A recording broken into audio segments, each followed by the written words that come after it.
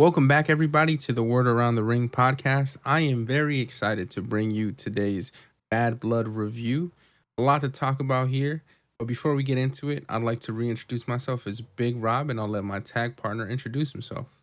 You can call me King Jess, and we're the only podcast that promises not to attack Cody near his tour bus. Bad Blood is now in the books, and it sounds like you got a lot of opinions, so let's get right into it. Yeah, man, let's jump right into this thing. Just overall review of it. This was one of the pay-per-views from the beginning, even from it was announced in August when they were running the advertisement straight out of summer with Metro Boomin and Cody staking out the State Farm Arena. They were cooking. I was very excited to see what this pay-per-view was going to be like. Them bringing it back from the good old days. I don't even remember the last time they used this pay-per-view title.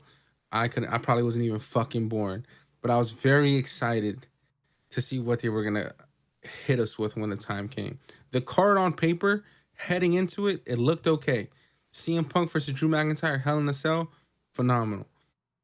Cody Roman versus Jacob Fatu and Solo Sikoa, great. I could rock with another Bloodline match. Nia Jax versus Bayley, I wasn't too excited about it. Rhea Ripley versus Liv Morgan again, and they made it interesting with maybe Dom hanging above the ring or whatever in a shark cage. And then Finn Balor versus Damian Priest. Last episode we talked about this match. This was the match that I was the most looking forward to. I talked straight out of my ass. I said they could steal the show. I was fucking wrong. I was disappointed in this match the most. But we'll go down the order correctly. Overall, before we get into it, I'll give this pay-per-view maybe 2.5, maybe 3 stars out of 5. Okay. What would you rate it? What are your overall thoughts on the show before we get into it? What would you rate it? I think we share pretty much all the same opinions on this pay-per-view, and I think even on the score rematch, I think I'm going to give this one a 3 out of 5 just because there was a lot desired from this pay-per-view. We had a large build-up to this pay-per-view, like you said, it's been months even since we were watching the the promos between Cody and Metro, and I just feel like at the end of the day, they kind of just dropped the ball that night. So I'm going to give it just a 3 out of 5. It wasn't horrible, but they could have done a lot better. I agree. You give it a 3, I'll give it a 2.5. Okay. That The, seems the fair. majority of the 2.5 came from what I thought was the best match of the night. The best match I've seen CM Punk wrestle since maybe returning to the universe of wrestling, including his time spent at AEW. It was probably the best match, the best Hell in a Cell match I've seen in a very, very, very long time. And we haven't had that many, of recent note. Cody Rhodes versus Seth Rollins when he tore his pec. I thought that was a great match. Finn Balor versus Edge at WrestleMania 39. Solid match. I wouldn't have made the decision they made by giving the win to Edge, but I can live with it. But CM Punk versus Drew McIntyre, from the beginning, this one was the most exciting. I was very surprised. We had talked about it. I still was surprised that it opened the show. And I think that also may have set the tone for the rest of the matches. They just couldn't follow up and live to the expectations that this match in particular made to kick things off. But getting into it, Drew McIntyre's entrance was very stoic and rigid, very similar to The Undertaker's entrance, which I thoroughly enjoyed. His slow, methodical, paced walk down the ramp. CM Punk, on the other hand, took his time to get to the ring, but he was very confident walking down the ramp, and so they were both eager to get their hands on each other. But before they started to fight, before the bell rung and the cell was dropped down on them, Punk and McIntyre started the match with a dead stare for about a minute, and then they slowly started to walk to the middle of the ring and meet there. Immediately, McIntyre was able to overpower Punk early in the match, using his size and strength to his advantage, raining down the offense on Punk. Things got interesting here when Drew began to press Punk's neck on the steel steps with his boot. I thought that was a great spot. Those are the moments where you can feel the hatred McIntyre has for Punk. But These guys were trading blows between each other. We saw a great use of the steel from the cell itself. Punk was even able to use a wrench from a toolbox and hit McIntyre in the face with it. And they were just trading haymakers to start this match. There was also a spot here where Punk was choking McIntyre with the legs of the table, which was a crazy spot. I don't know if you remember this spot I don't. vividly, but there was a point where Punk went to a table that was flipped on its back. He broke off the leg of the table. They just ripped it off, Mm-hmm. the metal leg of the table, and McIntyre was on the floor in the middle of the ring, and it looked like Punk was about to poke his eye out with the leg of the table, but he barely missed, and he just started to choke him with it. I thought it was a crazy spot. It looked a little dangerous, if you ask me. Um, but that was a great spot there. Punk then dropped McIntyre on the table that was laid on the floor. So he landed on top of the metal, hurting his back. McIntyre, though, was able to recover, hitting a claymore on Punk on the outside of the ring. Then he picked him up and drove him headfirst onto the steel of the cell, which was the first sign of blood we saw in this match. Punk started to bleed out of his top of his head. McIntyre followed that up by hitting Punk on the side of his head with the steel steps, and I thought McIntyre was just going to take the full advantage here. Things were looking on the up and up for my boy Drew. He even sent Punk back into the ring and drove a screwdriver into Punk's head while Punk was screaming in agony. For a second here, watching the beginning of this match, I felt like this was the WWE's response. AEW having that fucking ferocious Oh, 100%. steel cage match with Swerve Strickland and Adam Page. Just a side note. 100%.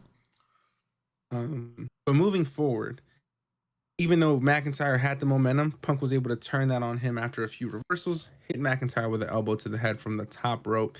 He went for it a second time, and McIntyre caught him and gave him a belly-to-belly suplex. Punk was able to make McIntyre bleed, though, after hitting him in the skull with a toolbox a couple of times, and this was a nasty cut. Because this wasn't a blade job, none of that. Punk hit this dude so hard in the top of his fucking head. I think they reported that he needed 16 stitches after the match. Mm-hmm. But in the match itself, you could just see the crimson blood just draining down his face. Full face covered in blood. It was insane. But moving forward after that spot, Punk hit a running knee on McIntyre while he was propped up on the turnbuckle. He did this 3 times. He then went for the GTS and connected it on McIntyre, but before Punk could go for the pin, McIntyre smartly rolled out of the ring. He was still conscious at this point of the match. McIntyre then was able to roll back into the ring and hit Punk with a claymore and went for a pin, but Punk kicked out at 2.5. Drew then went for a second claymore, but Punk recovered and put Drew into a sharpshooter. This right here was a great, they paid homage to the famous Bret Hart and Stone Cold Steve Austin sharpshooter back in what pay-per-view was that? Do you remember? Was that a fucking King of the Ring? Or whatever the fuck. The screw job. No. With Stone Cold Steve Austin and Bret Hart. Stone Cold and Bret Hart. I thought you said something. I can't remember the pay-per-view, to be honest. But there's a famous picture that everyone remembers where Bret Hart has Stone Cold in a sharpshooter, but Stone Cold doesn't tap out. He can't quit, and he just gets knocked out because of the pain. But I just thought this was a great spot, very similar to that one from way back when. You know, Punk loves him some Hitman, so I definitely think that was a nod back to him. But McIntyre was ultimately able to break out this submission by hitting Punk with a steel wrench that he found in the middle of the ring.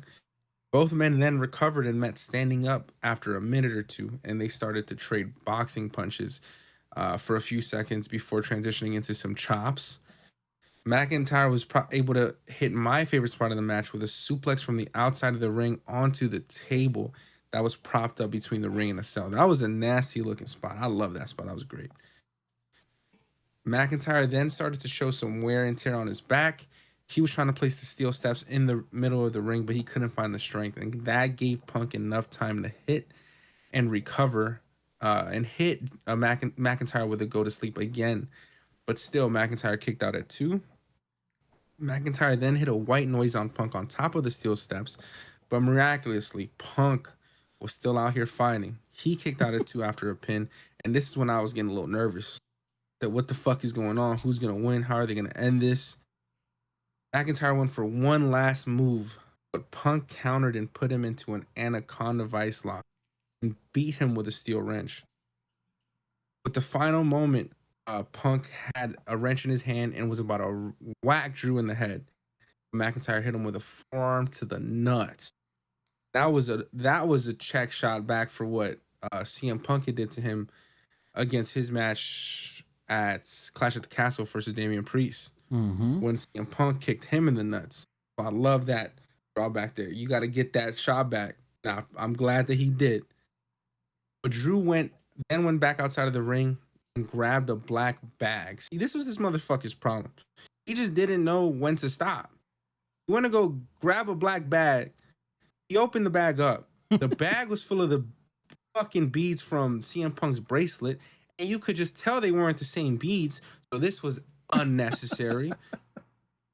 And then Drew went for a Claymore, but Punk moved out of the way, and McIntyre landed back first into the steel steps. Then this motherfucker Punk got the same beads, put the beads in McIntyre's mouth, talked his shit, wrapped the long steel chain around his knee that he fucking found from I don't know where. He hit McIntyre with one last GTS, and it was over. It was over. And Punk had finally put Drew McIntyre to rest. McIntyre was in the middle of the ring, bleeding his fucking brains out, while CM Punk celebrated, walked out, limping. I think even during his walk up the ramp after he won, Punk fell over. You know, he had to sell the hell he had just gone through. But all in all, I want to get your thoughts on this match here. What did you think of the match in its entirety? What did you think about the outcome? Were you happy with CM Punk winning this match? I know you and I called this one differently, if I'm not mistaken, in our previous episode. What are your thoughts here? Well, this match was crazy. I mean, from top to bottom, it was just a fucking bloodbath. These two finally got their hands on each other, and they were not kidding when they said that they wanted to destroy each other. There was some serious spots in this match where I thought they were getting kind of close to the line of over the top injury compared to just it being a show, and that always worries me because I'm not a huge fan of blood. I don't like when they go over the top. It's one of the reasons why I stopped watching AEW. And like I said, I think this was a nod towards their Swerve Strickland and Adam Hangman Page match. Even I think the bringing out the oxygen tank for Punk at the end was kind of a nod to a Daniel Bryan or a MJF who have recently both used oxygen masks at the end of their match. But overall, I mean, this match was sick. This is exactly what I wanted from these two, and a little bit more. That check from Punk to McIntyre with the tool case that opened him up was insane. It was a complete gusher. There was a couple times where they would just zoom into Drew's face and it was just pouring out. It was so fucking insane. And not to say that Punk didn't take the same punishment. Some of those shots he took were fucking just brutal.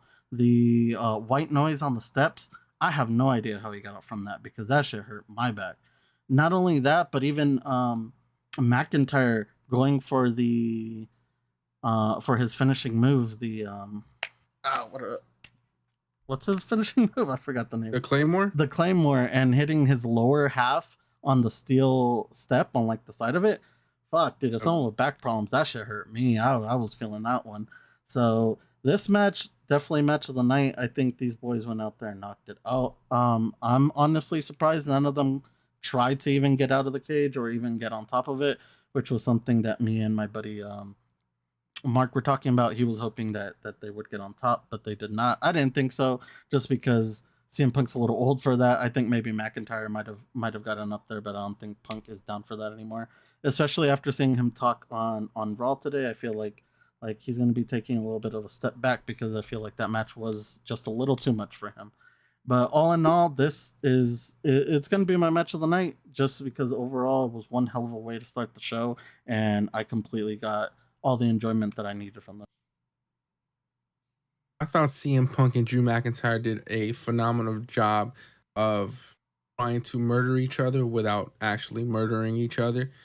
I thought they had the perfect use of the cell itself. And like you said, you mentioned that, you and your friend had talked about maybe them going outside of the cell, climbing up to the top, but they didn't need to do any of that. They used everything that they had at under the ring to their advantage, the cell itself, and just the ring in general. I thoroughly enjoyed this Hell in a Cell match. Um, like I said, in most recent memory, I think this has been the best one in a very long time. I think the closest thing that I can compare it to that remember enjoying as much as I did this one was the Cody Rhodes and Seth Rollins match. But even then, I think this one knocks it out the park. I also thought it made up for what was a subpar final month of trading promos between McIntyre and CM Punk. Because how many new things can you say about uh how much they hated each other after following a 6 month long feud, So to have this be the last match of their trilogy, I thought they just put a fucking bow on top of it and wrapped it up perfectly. And I'm excited to see where both of these guys move forward. But I'm mostly anxious to see where Drew McIntyre is able to go following this loss. Who will he feud with? How will he return?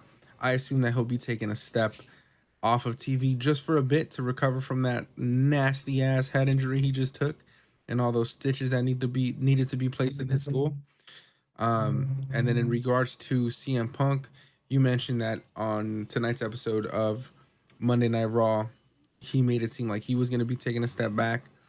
He was immediately interrupted by Seth Rollins. Then we got a little teaser to a potential WrestleMania match later down the line, but we can get into that later.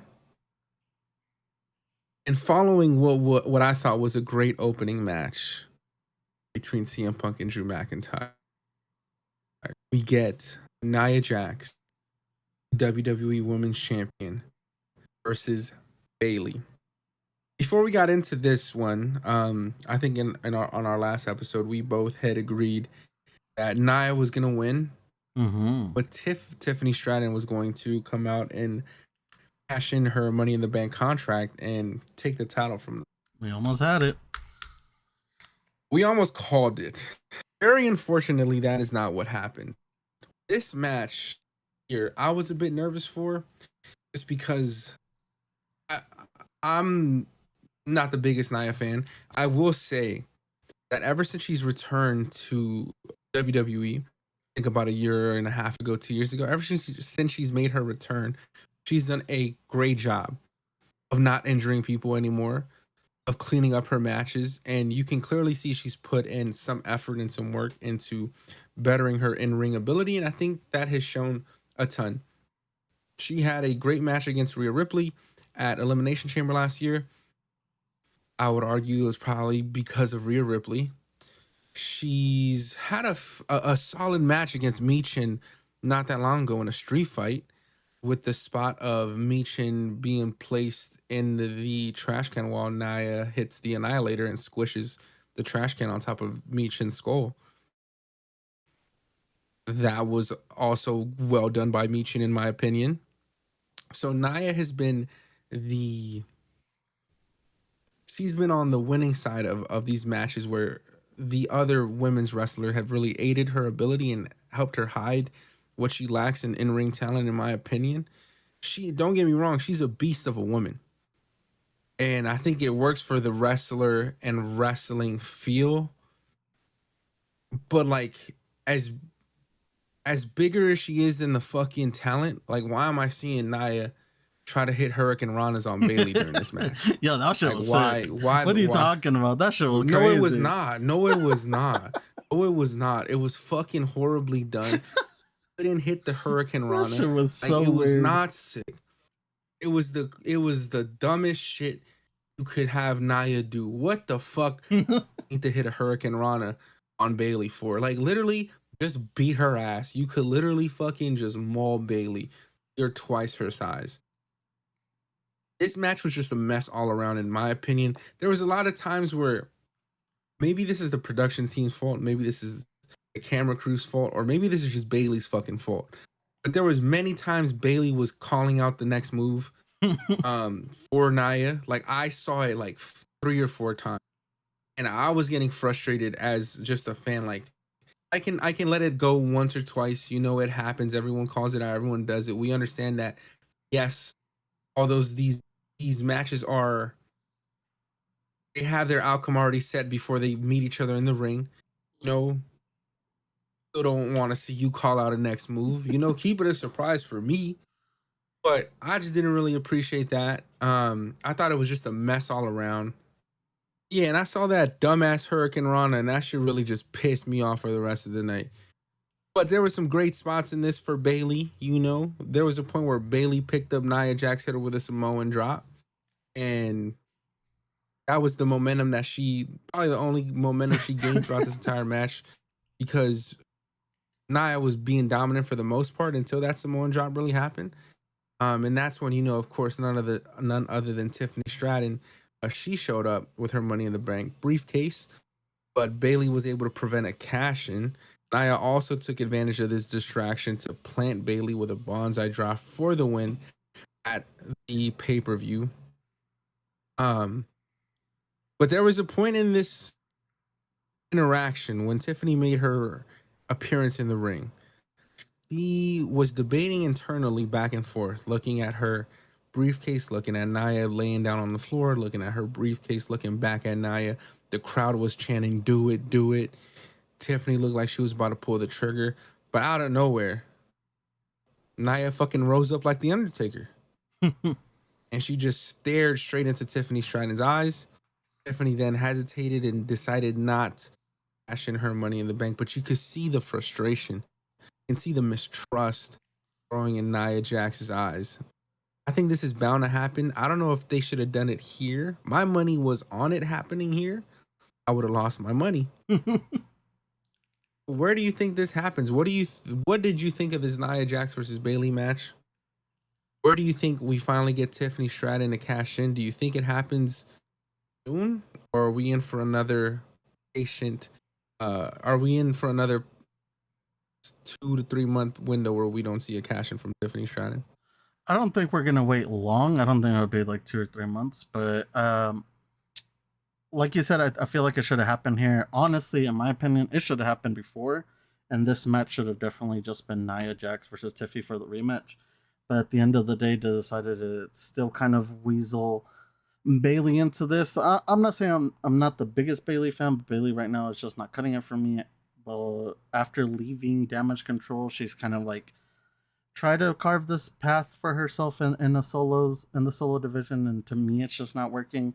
I feel like she's fallen into the same routine that she did before of like falling back on Naomi and facing the same people that she did. And you can't really sit here and tell me that, oh well, there's not a lot of women in the division. There's plenty of women for Bailey to be facing a division.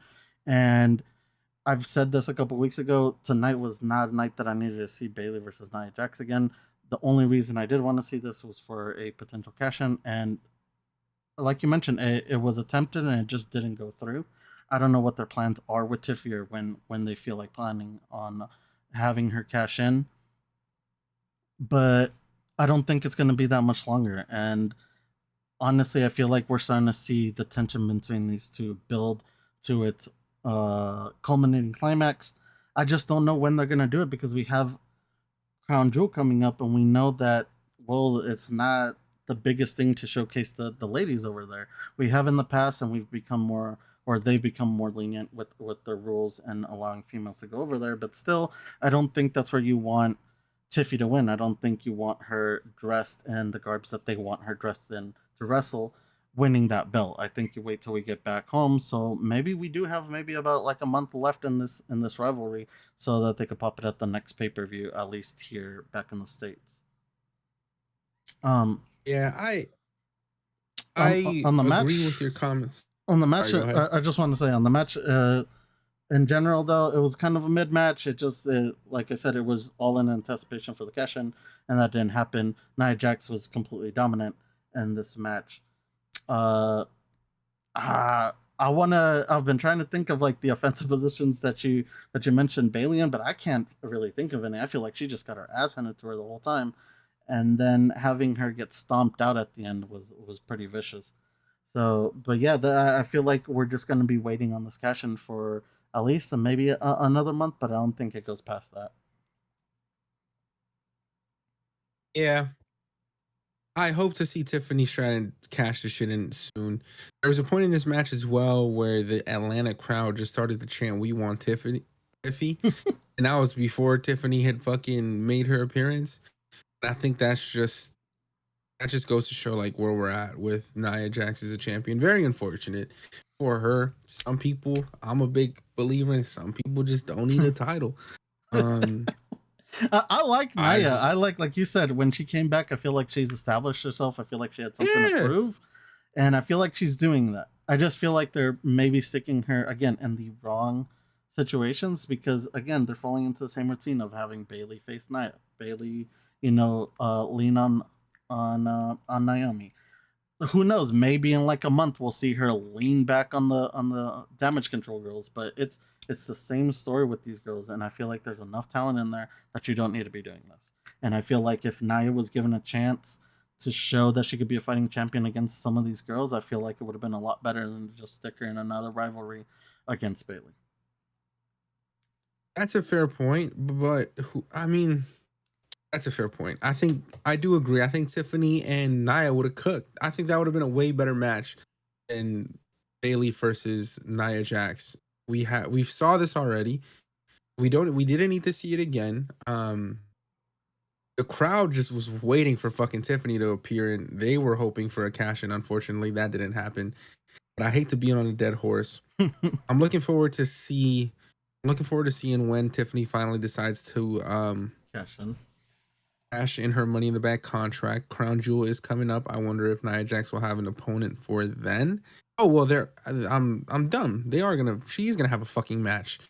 Um, against Liv Morgan. That is. Mm-hmm. But we can get into the details of that dumb shit in a little bit. Before that, there was one match. There was one more match before what probably was my favorite segment of the night. I'm lying, second favorite segment of the night. But there was one more match that I was thoroughly looking forward to. Not because of Damian Priest, I'll tell you that much, but because of my boy Finn Balor. We were supposed to get a heater between Finn Balor and Damian Priest. I'm not a big Damian Priest fan. I think everyone who listens to the show can make that up. And in regards to the way I feel about Damian Priest, big fan of Finn Balor, but I respect Damian Priest. I think he has done a great job of putting a string of phenomenal matches together, whether that was against Bad Bunny, and whoever else he's faced, even Jey Uso. I feel like he's had a solid match against Jey Uso. He's been able to put on solid TV matches on Monday Night Raw and at pay-per-views. Even Drew McIntyre. Like, he's had a great run so far this year. At the end of this year, if once those the Slammy awards go up, we might see Damian Priest win Wrestler of the Year. He just might, because he's been on a tear. So I give him all the respects on that front. In terms of gimmicks, that shit whack to me. I hate the way he fucking talks. I hate the way he walks. I hate the way that he dresses. Word to Kendrick Lamar. I just can't stand it. Can't take the motherfucker seriously. Finn Balor, on the other hand, big fan. Both of these guys can wrestle their ass off. I couldn't fucking tell when I was watching this match how great these wrestlers were. I thought this shit was a rushed match to say the least. Um, this felt more of like a Monday Night Raw main event match than it was a pay-per-view match. And for the story being, Finn Balor, this once upon a time, was supposed to be a once in generational talent, gets injured, falls to the mid card. He works his way back up. He joins a group with Damian Priest in it. Priest then becomes the star of the show. He overshadows Finn so much so that Priest wins the Money in the Bank, and he interferes in opportunities for Finn to win his World Heavyweight Championship back, costing Finn matches. And I thought there was like a few there that would have led to a better match and a better clashes of styles between these two individuals. But this was a very short match. I don't think it went any longer than 13 minutes. And Priest went over. There was a few good spots in this match, like when Finn hit a fucking slingshot blade onto the table, onto the announce table, or when Finn had hit, I think it was 3 coup de grace. And also Finn's coup de grace finisher, one of the best finishers in the WWE, in my opinion. Like, that shit legitimately looks like it hurts. You have this motherfucker jumping from the top rope onto a dude laid on the floor, stomping on his chest. That looks like a legit finisher. He did that shit like 3 times until Damien, I think he fucking caught him, reversed it, put him in some dumbass move, hit him with a choke slam. This was all after as well. Of course, the Judgment Day came out to try and help Priest, but he fought them all off. Overall, I just thought this one was a little bit overbooked. It was more suited for a Raw main event, in my opinion. I was very disappointed in this match. I thought they were going to cook. I had even told you with CM Punk and Drew McIntyre, Roman Reigns and the other, and Cody and versus Bloodline. I thought this match here would steal the show. That shit didn't steal nothing. And it was just mid, a fucking match of mid. I don't even want to see Finn get his rematch. Just move on from this shit altogether. And I'm pissed about Priest winning this shit. Like, if anyone needed this win more than the next guy, it was Finn fucking Balor. Damian already had his fucking championship run this year. He already beat fucking Drew McIntyre and whoever the fuck else to win this shit, cashed in at WrestleMania. He didn't need this win. Someone like Finn Balor needed this win more than Damian Priest, so you could propel him into the World Heavyweight Championship picture again. How fucking sick of a match would Gunther versus Finn Balor be? I would like to see that. I already saw Damian Priest versus Gunther. I don't need to see that shit again, at least not now. So this shit pissed me off. Because why did Finn Balor have to lose? And for a mid-match, if they had put on a banger and he would have lost, I wouldn't have been that upset. But you put on some mid shit and have my boy lose like that? Nah, bro, that shit pissed me off. And now I have to wait for Finn to come back. What bullshit is he gonna come up with to tell the fans, oh, whatever, I lost, I'll get him back? Like, no. You were supposed to win this one. You were supposed to win this one. I've been waiting for the big one since you fucking beat Seth Rollins at SummerSlam 2016 and you had to turn in that title the next night. I've been waiting for you, Finn, to come back and bring me a championship, man. As a fan, as a fucking Finn Balor Bullet Club leader fan, I've been waiting for you to show up, bro. And you've let me down since 2016 and I'm getting fucking tired of it. I can't keep rooting for you, bro, and you keep losing. I'm getting tired of it. But that's my rant. I'll let you take this one over. What were your thoughts on this match? How happy were you that Damian Priest won? Holy shit. Where do we go from here? Finn Balor really hurt your feelings. I kind of wish Gunther lost tonight then so we could see what you would have said. Fuck. This match, I mean, the only thing that I gotta be honest, the only thing that I remember from this match is the stupid mask that Finn Balor wore to walk out to. I don't know what the fuck he was thinking with that. I don't know if he got his hands on an early season of Yeezy, but that shit was completely fucking stupid. It was like just like a black bag with a straight white line down the middle. I don't know if it's something to do with I don't know, maybe the new Judgment Day or whatever, or maybe like a callback to one of his old factions, but I was appalled that he would even come in out to that. I thought your idea of him maybe bringing back the demon would have been sick, but instead we got a stupid mask. The match in general, like you said, it was kind of mid. It was just these two didn't give me exactly what I wanted, unlike CM Punk and McIntyre. And both of these matches, I wanted, both of these matches to go all the way and just completely destroy each other, both in CM Punk versus McIntyre and Finn Balor versus Damian Priest. And one of those I got it, and then the other one I kind of just got left with more questions than answers, really, because I don't know if you had brought it up. I know we were talking about this earlier, but Priest had mentioned that he's kind of done with the storyline or whatever, and he's moving on because he has aspirations for titles or whatever. Honestly, I thought this was just starting to rev up. If anything, I felt like Finn finally got his group together and he was about to embark on this, quest to destroy Priest and Rhea, and Priest kind of just made it seem like he's done, like he's out. So I'm kind of glad that this isn't going any longer, just because I don't know how much longer we could have entertained a Finn versus Priest. But at the same time, I wish it would have gone a little bit longer, just so we could see, Judgment Day versus Judgment Day, maybe at like Survivor Series or something. But it seems like that's not the plan. It can change. It can always change. Sometimes wrestlers like to talk out of their ass. But overall, this match was very meh to me. I did appreciate, like you said, the multiple coup de grace, or even just like the running chest kicks that he does. All of those look pretty vicious. I know Damian Priest slammed him hard a couple times, especially with his finishing move. But at the end of the day, yeah, I felt like it left me wanting more from these two, and it didn't cut it for me tonight. Oh yeah, and I didn't mention it, but you brought it up now that at the press conference, when asked about what the future looks like for Damian Priest responded by saying that, he's appreciated this run that he's had with his best friend, his terror twin Rhea Ripley, but now he wants to move forward and no longer team with her, and focus on his singles career as a male superstar while she focuses uh, on her career as a female superstar in the WWE, and let them go their separate ways and go for their championships, etc., etc. That was his response to a reporter asking how he's gonna move forward past this feud. But motherfucker, like, bro, what the fuck was this match? I didn't feel like you could put a bow on this bitch and call it a day.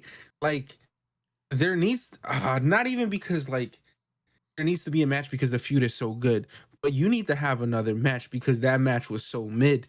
Like, I need to see you guys put on a better match. Personally, that's just me. You guys could do better than that. I genuinely feel like those two can do so much better than that. They could put on a banger, and I would like to see it. If they decide to move forward and have Priest go, focus on something else, sure. But I don't need to see him in the world heavyweight title picture right now. There's I just no don't even really space want for to. him. He's a good motherfuckers. Don't need the championship. Motherfuckers need to go out and cut their promo, say what they gotta say, give them a good feud. I don't know against who. I Give mean, them but something to honestly, do. look at it. I mean, we're seeing it right now. Jey Uso didn't have a championship, a solo championship for how long? You don't need a belt to make yourself noticed. You don't always have to be carrying a belt.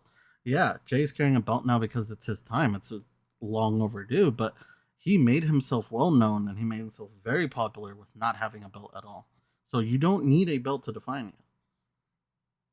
Definitely, you need great feuds and a great story, and this could have been a great feud, but it just fell fucking short of that mark so far. And I would say this would be pretty forgettable if you go fast forward to the end of this year and you were to say what were the best feuds of 2023, all right, 2024, I'd fucking forget about this shit. The fucking Judgment Day of old versus Judgment Day of new. And if there were anything that I would remember, I'd be remembering Rhea Yeah. and her shit against Liv Morgan. I wouldn't be remembering Damian versus Finn Balor. I'd be remembering all the shit that Rhea and Dom went through, and Rhea and Liv Morgan. That's what I would take. And just to have these two superstars at such high calibers and both of them are so talented, have this mid of a match, that should piss me off. And to have Finn Balor lose again, that should piss me off. I'm not a decision maker in all of this, but man, fuck. What does Finn have to do? What the fuck does he have to do? But I guess he is currently a tag team champion. Also, mind you, when was the last time Finn and JD defended this fucking championship? I feel like I've seen them Didn't have they a defend match it like 2 weeks ago? I felt like they against defended the it New like Day. I It might think have been so. 2 weeks ago. But But still. besides that, but still, they defended it then. They've been champions for 100 and something days, if I'm not mistaken.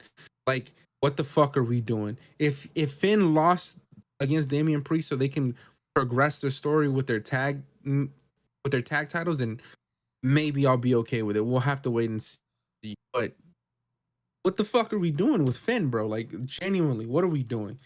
What are we doing? Do we need to trade him to Raw? I mean to SmackDown? Like, what is going on?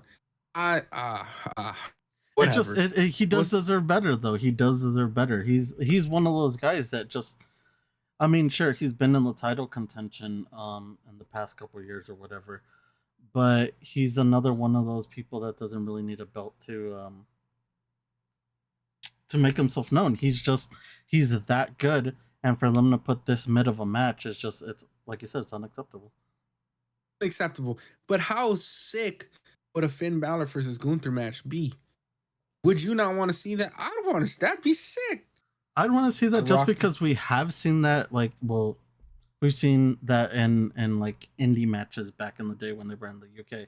We've seen these two go head to head, and smaller, less, I guess, experienced matches. So now seeing them now would be pretty sick. For sure. And they've most recently faced each other on Raw not that long ago. Um, I would like to see it. I would like to see it for the championship match. And that's why I just felt like Finn Balor did this one more. It would have pushed him a lot. It would have pushed him forward and gave him that confidence, gave the fans the confidence in him again. Whatever, man. It's tough being a Finn Balor fan, I fucking guess. So we'll have to wait and see where Finn goes from here, where the tag titles go from here. Damian, bro, I don't even want to see you in the Intercontinental picture right now. Like, let Braun Breaker get his shit back so my boy Jay could go deal with his family fucking problems on the other side of the WWE. But we'll have to wait and see where the WWE decides to go with the in terms of their direction, especially as we head into the probably the most important time of the year when in regards to the world of wrestling entertainment. We have Survivor Series coming up right after Crown Jewel next month in November, and then the holidays are here, and as soon as you know it, Royal Rumble and WrestleMania right around the corner. So much so, those WrestleMania tickets go on sale this month. So I don't know, man. I need Finn Balor to get this shit together. Fuck. But anyways, moving forward, what I was excited for, because I heard they were going to be announcing a new championship. And I think I texted you, said, "Hey, going to be the women's mid card championship that's about to be introduced." When they said Triple H is going to make an exciting announcement about Crown Jewel, I said, okay, we might get a women's mid card championship, and this goes even with you what you were saying earlier. There's so much talent in the women's roster. You know, Bailey could face a plethora of individuals. Have her focus on something else. Give her something to root for or to fight for. A mid card title would be perfect for someone of the likes of Bailey, Mm-hmm. or even like a Me Chin or whatever the fuck. Like that would have been dope. I was excited. I texted you. I said, "Oh, we about to get a mid card women's champion." I bet. Okay, we'll see. Triple H comes out to address the Bad Blood crowd. Always like to mention that, you know, they sold however many fucking tickets. It's the highest grossing gate of all time. Feels like it's the highest grossing gate. Every pay-per-view nowadays, they say that shit every fucking time. So let's see how much they can keep that ball rolling. And then while he stands in the middle of the ring, see a silhouette of a championship covered by you know, their velvet fucking blanket or whatever they like to put on top of new championship. So we know we're getting a new championship. Like, oh shit. It might be the women's mid card. What are they gonna call it? The WWE Women's United States Champion, the WWE Women's European Championship. I'm hype. I'm, you know, fucking biting my nails. What the fuck are we about to see? What are they gonna show us? Triple H unveils the shit. It's a fucking crown jewel championship belt. And I'm fucking pissed now. I'm like, what the fuck are we doing? What the fuck could this possibly be? Triple H then announces, ladies and gentlemen, at Crown Jewel. We're going to have our first ever Crown Jewel championship. And the champion will be between the champion of Monday Night Raw and the champion of Friday Night SmackDown. Both women and men rosters will put forward both of their champions. They will face each other at Crown Jewel for this shit. And if you haven't seen the belt yet, guys, just take a look at this fucking belt. It's I don't know, man. I don't fucking know. That's obnoxious. Because it's super obnoxious. It just got the big ass Crown Jewel logo on it, and AEW does this shit with every fucking. They do it with the Owen. Is it the Owen Hart tournament? Mm-hmm. Whatever other fucking tournament they do, they make a belt. They make a special belt. They give it to the winner of those tournaments. That belt is never seen again. This belt actually reminded me a lot of the AEW World Heavyweight Championship belt. It's so like the AEW belts are so bulky in terms of like height, and this was exactly what it felt like. It just felt like an iteration of an AEW belt, which was interesting to say the least to me. Because now I feel like, why are we doing this? Why are we doing this? Triple H, what the fuck? Anyways, we find out that Cody Rhodes is going to be facing either Gunther or Sami Zayn, depending on who wins that match at tonight's Monday Night Raw. We found out that Gunther retained. Shout out to Gunther. I was fucking sweating it. So it's going to be Cody Rhodes versus Gunther at Crown Jewel or the Crown Jewel Championship. It's going to be Nia Jax versus Liv Morgan for the Crown Jewel Women's Championship. I'm nervous about that match. Please, Nia, do not fuck this up for my girl Liv. She's on a good run right now. You know, she was just hurt not that long ago. I beg of you. Do not my hurt lord, her. do not hurt Liv Morgan. I fucking beg. Okay, but how funny is that belt gonna look on Liv when she wins it, though? The thing is like half her torso. That thing is ridiculous. I don't know if she's gonna win it, but we'll have to wait and see. I feel like if she's on a roll, she has to win that match. She's not beating Nia Jax, bro. You don't think she's beating Nia Jax? We've seen smaller girls beat Nia Jax. Dog. This is not the same. And she's got the Judgment Day on her side. Bro, but Liv is like 4'11", bro. Like, okay, Nia Jax is double her size. You clearly want Finn Balor to go up against Gunther, and their size difference is very apparent. It's not fucking.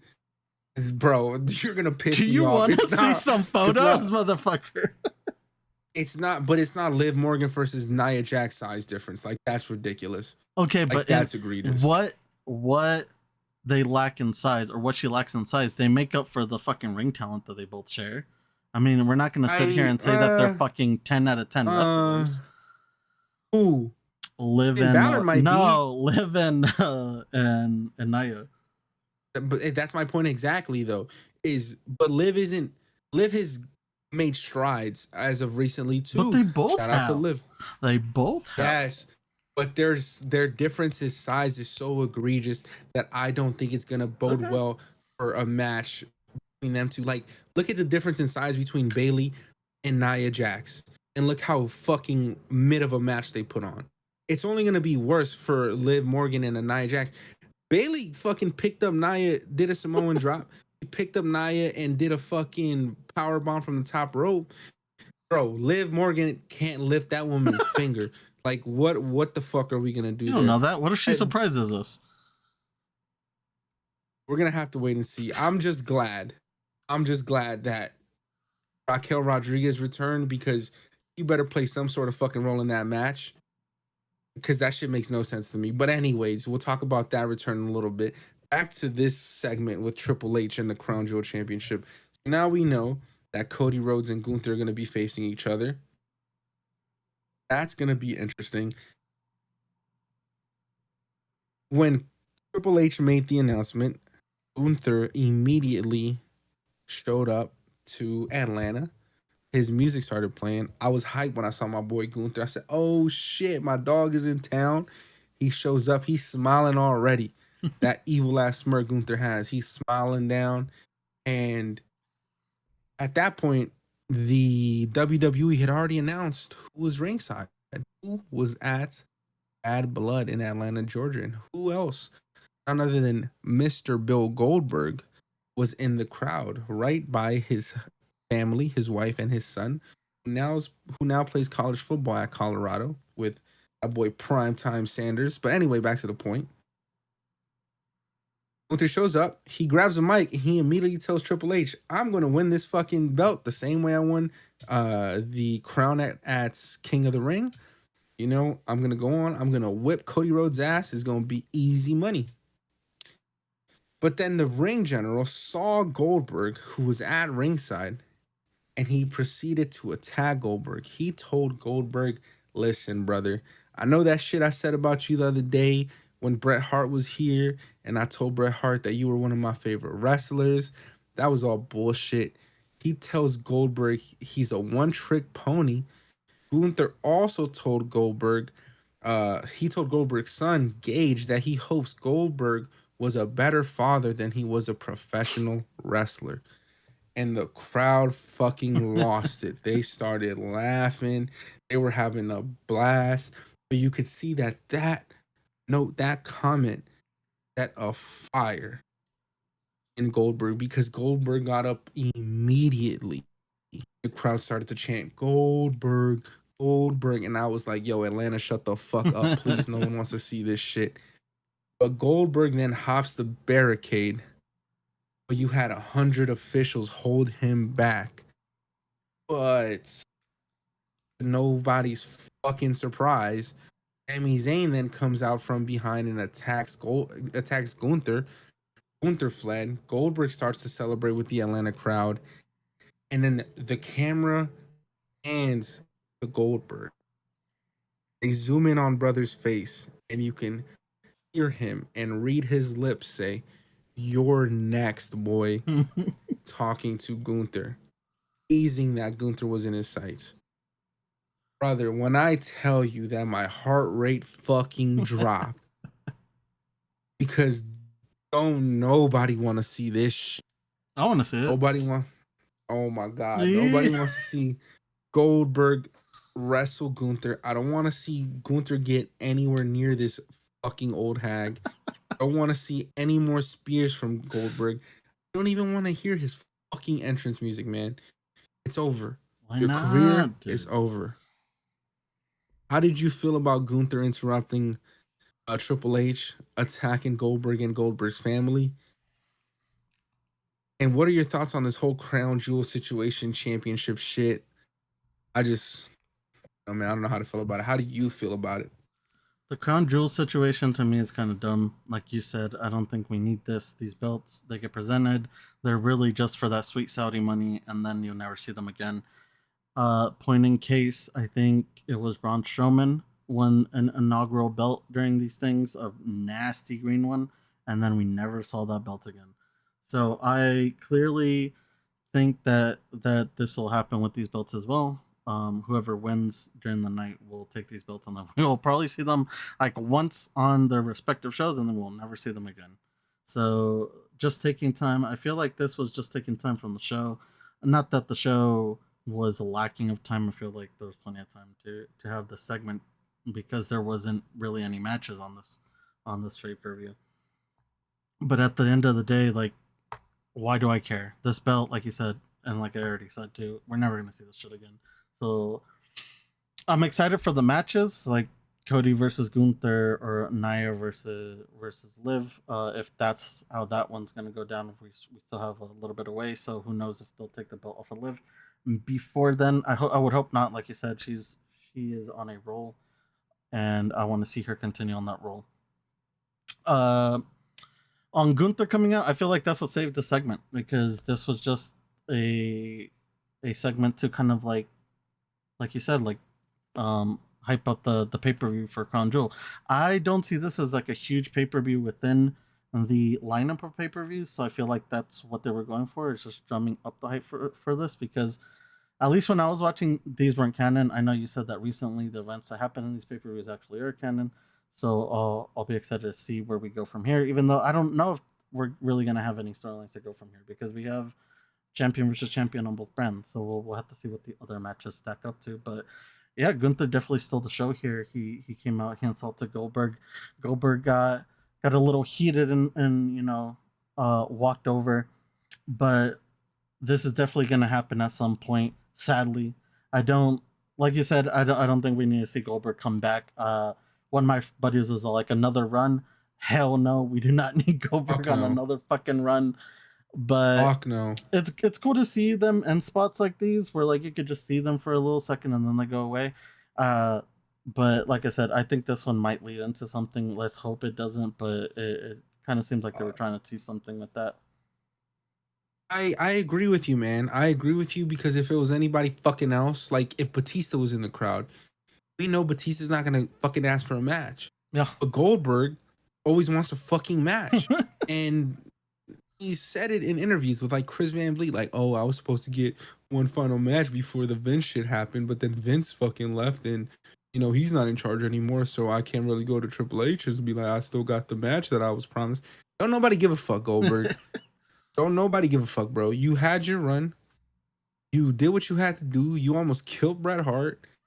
Fucking just you killed the Fiend. Literally fucking just shat that fucking gimmick because you wanted to win the championship for your fucking son. And I just don't need to see this shit anymore. Like, you're 60 years old. Hang it up. It's okay. Call it a day. We don't need to see you wrestle anymore. Don't need to see you try to get in the ring with Gunther. Don't need to see you try to get in the ring with fucking anybody. Like, bro, they had him beat Brock, bro. Oh, don't even get me started on this kid, man. Okay. I fucking hate. Fuck, man. I just don't rock with Goldberg, bro. Like, maybe if you were born in the fucking 90s, if he was your GOAT growing up, the undefeated streak, whatever the fuck. Whatever. Sure, if you fuck with Goldberg, I get it, I guess. That was for your time, and I'm glad you got to experience that. But it was fun. But nowadays, we don't need to see him. He's 65 years old. If you want to see Goldberg wrestle at however old he fucking is, you got some fucking problems, man. 'Cause that's fucked up. That's fucked up. I wouldn't even want to see that for the next man of his age. So please, God, Triple H, fucking put a stop to it, man. You like your five match pay-per-views. There's no room for a Goldberg match in a 5-match pay-per-view. Not in 2020 fucking 4. So please, my brother in Christ. Not even on the pre-show. No pre-show, nothing. I don't even want to see this Goldberg shit gets on a Raw, no bro. bag. I don't even want to see him on Raw, bro. That's crazy, bro. No. I don't think anybody has Goldberg as their GOAT, by the way. I think it was a moment in time, and I think he played it right when he was popular, of course. I think he got to enjoy the business for what he made of it himself for himself. But I wouldn't consider at all. I wouldn't even consider him top 50 fucking greatest wrestlers of all time, if I'm being honest. That's because you're an intelligent individual, but there's a lot of motherfuckers who would probably put him in their top 25. Oh fuck! I feel like dude, that's horrible. dude. I feel like we can search up a ESPN or a complex list of the top 50 wrestlers, WWE superstars, and I promise you, fucking promise you, Goldberg will be there. But you know where he's not going to be in the fucking ring with Gunther. I'll tell you that much. But you mentioned when talking about the Crown Jewel pay-per-view that it's not a canon pay-per-view. Where we mean by that is events that happen in this pay-per-view don't really affect any major storylines. I disagreed with you the last time you said that because at King of the Ring last year, that's when Jimmy Uso turned on Roman Reigns for the first time and super kicked him. So we have these sort of things happen, but this year it seems like you're right. It's not going to be a canon pay-per-view. The outcomes of these matches seem on paper that they might not have that big of an effect in whatever's going on in the landscape of the WWE at the time. It seems like they're taking a break kind of from the major story with like Cody facing Gunther. Like you said, it should be a great match. I would hope it's going to be a great match. Both of these guys, killers. I'm just nervous to see who is going to go over, how they're going to go over. because both guys don't need a loss, even if it's not, I guess, a quote unquote real loss. Whoever loses this match, it's gonna hurt their stock a little bit. I don't care what other people think in regards to that. Like, it's going to hurt either Cody stock or Gunther stock. Cody, people already have comments about Cody's title reign, and giving him a loss to Gunther only gonna have them question it even more. Gunther losing to Cody, I don't want to see it. I kind of fuck with Gunther right now. I don't want to see a loss um on his title reign either. I'm just what the fuck? What was I just want to know what they were thinking when they came up with this idea. How do you feel about either or losing this potential match? Well, that's like the tough position that I told you that we were gonna have to face, because before Monday Night Raw happened, I was convinced that maybe Sammy was gonna win off of Gunther. Thank God that didn't happen. But I thought that he was gonna win against Gunther, because having Gunther versus Cody, well, you really don't care who wins and loses in that match. But in Cody versus Gunther, you kind of do, because, like you said, we've built up Gunther. Gunther is now this beast to be reckoned with, and Cody is, not to call him the people's champ, but he really is the people's champ. You know, he's the company champion. He's the face. He's the one that does all these interviews. So you really don't want to see them lose, especially because you don't really want to see Cody take a loss as brutal as one to Gunther before he even gets his hands back on Roman Reigns. You know, before they even get that chance at the title again. Because I would, at least to me, a loss against Gunther would definitely impact how I see him going up against Roman. Mm-hmm. So it's tough, dude. It's tough. I don't. I'm with you. I don't like it because, like you said, at the end of the day, the only thing that's gonna happen here is someone's gonna lose. That belt doesn't fucking matter. The outcome of this match doesn't fucking matter for any storyline. The only thing that matters here is someone's gonna be crowned a winner and someone's gonna be crowned a loser, and that just fucking sucks because both of these guys definitely deserve to win on this night. Yeah, I don't know where they're gonna go with this. I had to make a prediction today that Cody Rhodes is gonna beat Gunther. I don't like the sound of that, but I don't see them. I don't see I don't them see Gunther ending winning. Cody. Yeah, I don't see Cody losing, especially with this whole bloodline shit. You know he's gonna be in the War Games match. We got the Mm-hmm. tease to that already, so we know he's gonna be involved somehow, some way. Um, and I don't know, man. I don't fucking know. Maybe send out the Rock to fucking rock bottom both of these guys. I don't fucking know, but whatever. That was the major announcement they made. No women's mid card championship, unfortunately. We got a new Crown Jewel championship strictly for the pay per view that will be happening in early November. We will see how those matches play out. Currently, the card stands as our WWE Undisputed Champion, Cody Rhodes, versus our WWE World Heavyweight Champion, Gunther, and our WWE Women's Champion, Nia Jax, versus our WWE Women's World Champion, Liv Morgan. Those are the two matches on the card at this moment in time. We will see what other three matches they decide to add to it moving forward. But now we get into another match here. Before our main event of the night, we get Rhea Bloody Ripley versus Liv Morgan for the Women's World Championship.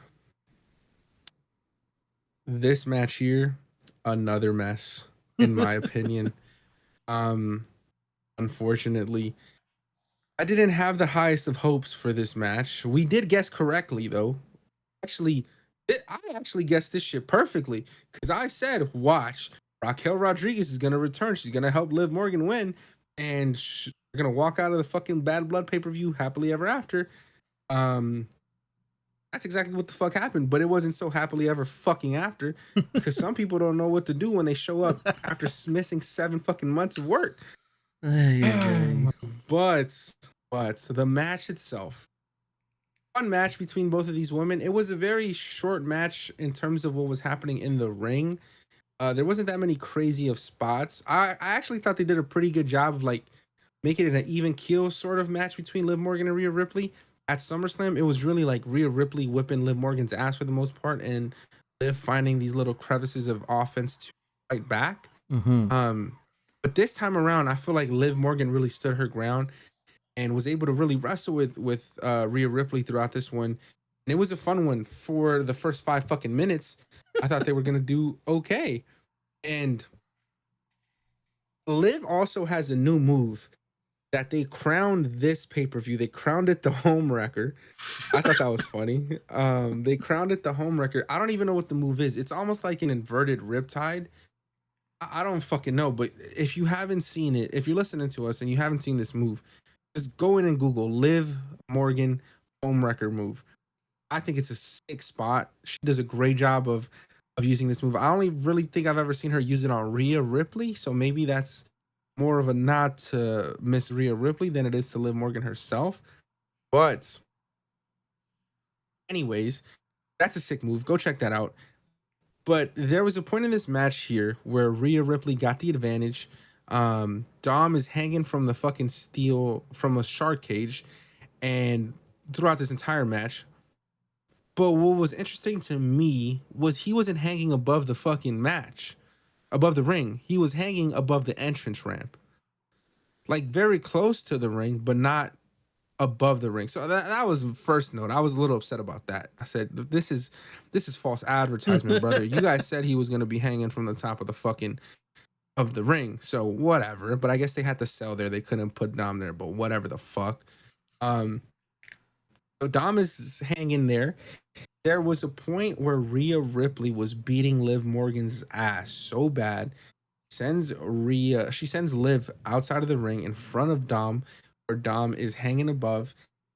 He hits Liv with a nasty riptide on the ramp, knocking Liv Morgan out for like 3 to 4 minutes. She drags Liv Morgan back into the ring. Dom is begging Rhea to stop while he hangs above. Then we get a glimpse and find out that the door isn't locked, or he may have picked the lock, and so the door swings open while he's hanging.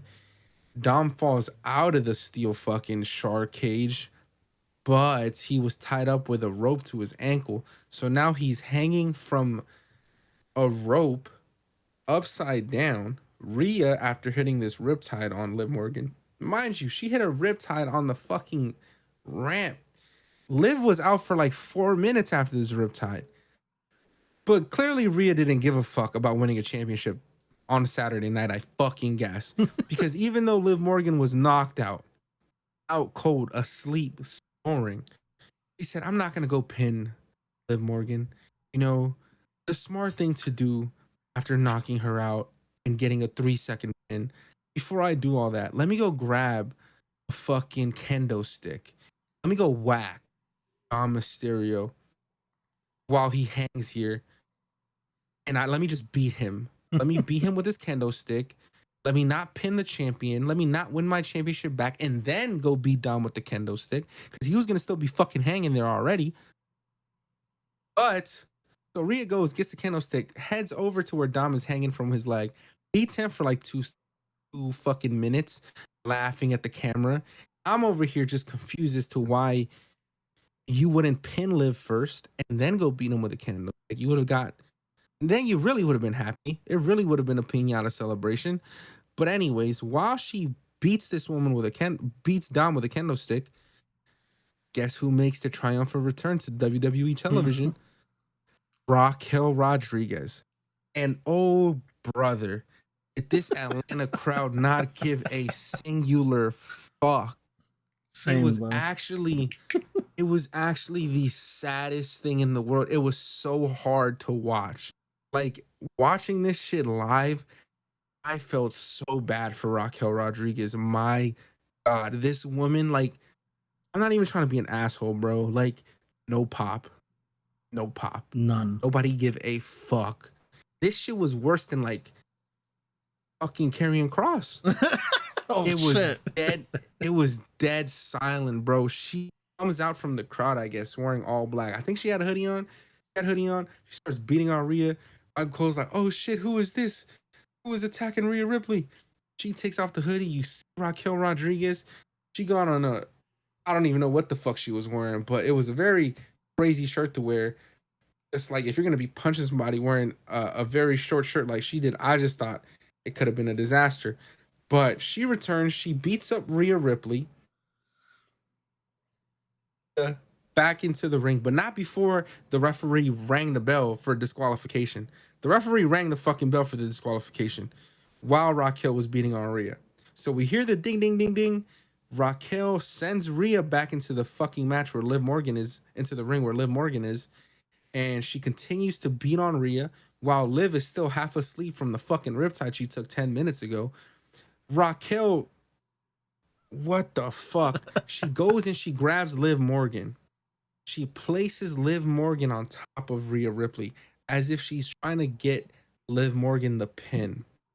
But Raquel, the bell was already rung. There was no need for that. You had already disqualified Liv. She retains the championship because of a disqualification. There was no need for you to put this woman on Rhea Ripley for a pin that wasn't going to happen because the referee already rung the fucking bell. Now the crowd is confused. Now the crowd, no pop. Now the crowd is confused, and Raquel is just fucking standing there like a numbnuts. She has to then pick up Liv Morgan and get her off of Rhea because she's like, oh shit, I guess the match is over. They did ring the bell already. Just a fucking shit show. Just a absolute shit show. And I fuck with Raquel Rodriguez, man. I don't. I don't think she's a bad wrestler. I think she's okay. You know, she's not my favorite, but she's cool though. Like I don't mind her. She's a legitimate wrestler. Like not many wrestlers are the size of a Rhea Ripley or a Nia Jax. Raquel is believable in that sense. She's believable in that sense. She's a big girl, stocky, she's built properly, like she could beat somebody's ass. I can see someone putting some stock into Raquel, but not after fucking that. not after, you know, being off of TV for so long. And wrestlers always talk about, you know, when I get injured, you know, I get a little nervous and afraid of like what happens when I come back and they don't remember me. What happens if that were the case? Usually that's not the case. Usually that's not the fucking case. But on Saturday night, that was the case That's why for we Raquel put them Rodriguez. in these safe spots of like return, you know, like just come in, give a big shock. That's why we don't return them in like a complete match. We return them to like jump someone or maybe even just walk out on someone. To just go ahead and fuck that up, girl, please. You had to do better than that. You had to. I don't know how she didn't, but fortunately for Miss Raquel Rodriguez, her return will be overshadowed by receiving no pop. Nope. This match was mid again. Of the two Judgment Day matches this night, I don't even know which one was more mid. I would say Honestly, this one was the better one. Okay, but I'm pit. Like, bro, if you're Rhea Ripley and you hit a riptide on Liv Morgan and she's asleep for 3 minutes, why would you not go for the fucking pin? Use logic here. She even went over. She went out of her way to tell the ref, like, "Hey, I need to handle some business." And even he went like, "All right." It's like, why? Yeah. Why let her? Yeah. Count her out. So I count her out, do fucking something. But that was dumb to me. That was disappointing. I guess we got the fucking fun spot of the night. The people went crazy when she started beating down with a kendo stick. But in hindsight, it was a dumbass spot. She didn't win the championship when she could have won it. So her complaining, bitching about not having her title just to purposefully not go for the pin. Like, I don't want to hear you complain about that shit anymore. Because you blew it. You blew your bag and it's over, Rhea. It's fucking over. But now we know that we're going to get a Rhea Ripley versus Raquel Rodriguez. Raquel Rodriguez is probably going to join the Judgment Day. I've talked a lot about this fucking match. What was your least favorite moment in this match here? Do you have any favorite moments, if any? What were your thoughts on Raquel Rodriguez's return? Where do you see her going as she makes her return to WWE television? Let's start off with the match because I feel like that'll be the less talked about part in the segment. The match to me was okay. I wouldn't say it was anything horrible. I think you called it when you said that both of these two kind of had an even showing against each other. There was clearly times when Rhea was on top, but it wasn't like their last match where she was just always on top. I feel like Liv had a really good offense in this one. The pinata spot was funny. I had called it. I think I had told you as soon as they were lifting it. There's no lock pad on that shark cage, which already told me that there was going to be a breakout moment because typically there are visible lock pads on these cages. These are almost the same cages that we see them use for Survivor Series, so we know we can even see the hole where the lock pad goes in. There was no lock pad in this, and it was also very strange that they had a chain on the bottom of like the bottom layer where you could barely see Dom's ankle. Um they had a chain, I'm guessing, to kind of mask the fact that he was already tied up.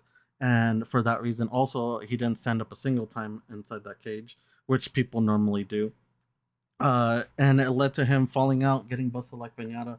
I thought that spot was fun, but also, like you said, why wouldn't you just go for the pin? She was knocked out for a long ass time. You could have smacked him a couple times and then gone for a pin, and I feel like you still would have got it. But you got a little overconfident. You went and you beat up Dom for a little too long, and that led into the disaster that followed next, which was the Raquel Rodriguez return. You mentioned it. There was no fucking reaction from this crowd. This crowd was completely dead. I don't even know if half the people there even knew who the fuck this was.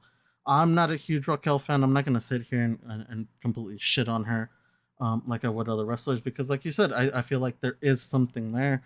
I feel like there was something there maybe down on NXT and it kind of slowed down when she got pushed to the main roster. But there is something there. So to see her come out like that to no reaction kind of fucking sucks. And I don't know if that's going to halt any future plans that they had for her. I know she came out with the Judgment Day today for a split second on Raw, but does she join the Judgment Day? I don't know. I don't.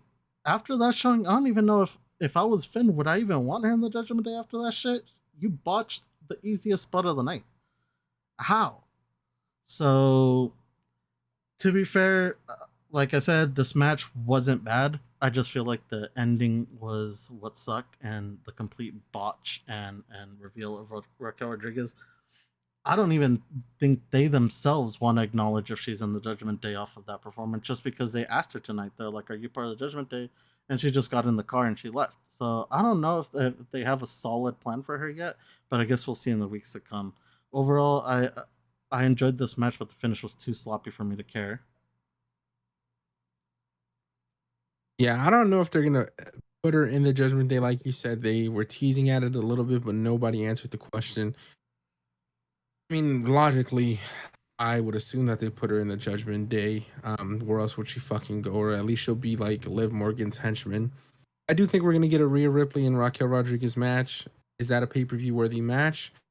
I would disagree at this moment in time, but I could see them putting it on pay-per-view just for them. It is Rhea Ripley at the end of the day.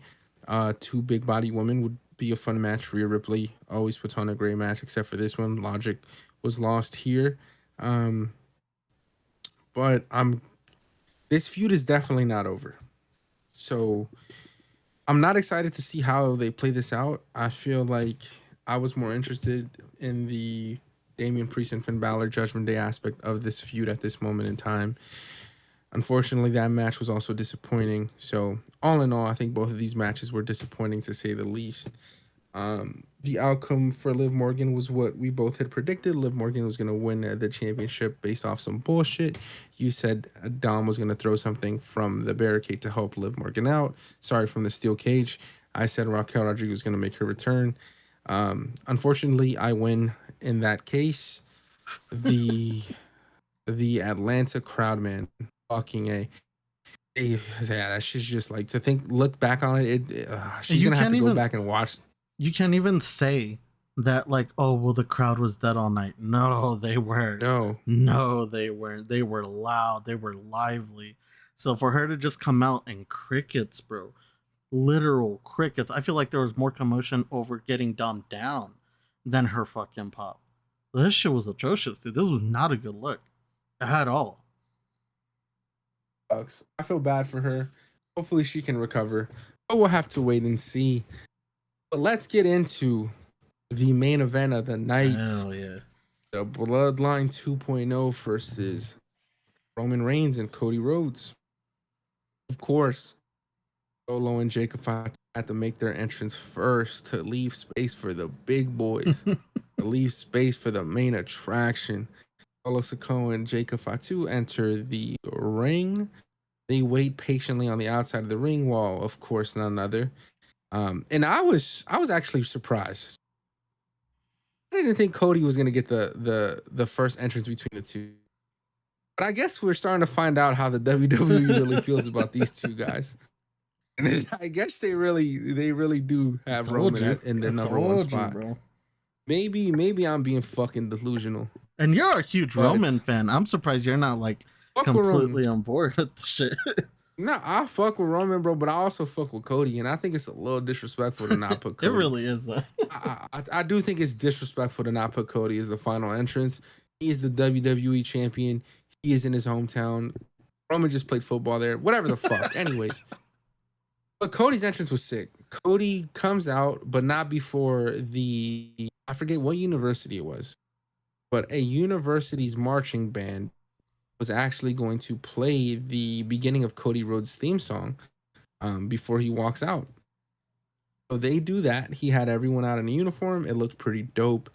Visually, sonically, I didn't think it was the best rendition. Unfortunately, I think it's also because it was inside of a stadium, so it allows it to have an echo.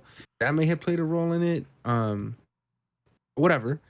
They do their little 30 seconds of Cody Rhodes' theme song, and then the actual theme song starts to play. If anyone noticed, though, the wrestling has more than one royal family. That soundtrack played twice, and I was a little bit confused.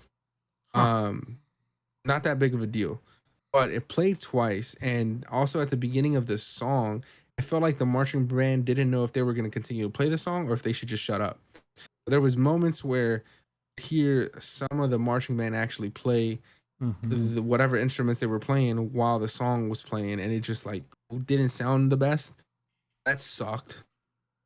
But that's something so fucking minute. Anyways, Cody Rhodes makes his entrance. He has a sick gear on. He got his sleeves cut off. He's like, I'm showing my muscles. I'm locked in. Cody makes his entrance with his famous with he's now donning as his famous fucking headgear. He decides to wear this at the pay-per-views now, I guess. The skull that he first debuted at WrestleMania. Before I keep going, do you like the skull? The mask? I think it's a cool concept, but I don't think it looks great. Okay, maybe I'm just a fucking dick rider, but I think that shit's dope. I think it's a cool concept. I think it's just a little too big. I feel like if it was a little more form-fitting to his head, because it kind of makes him look like a bobblehead at times, and I don't like that. Agree.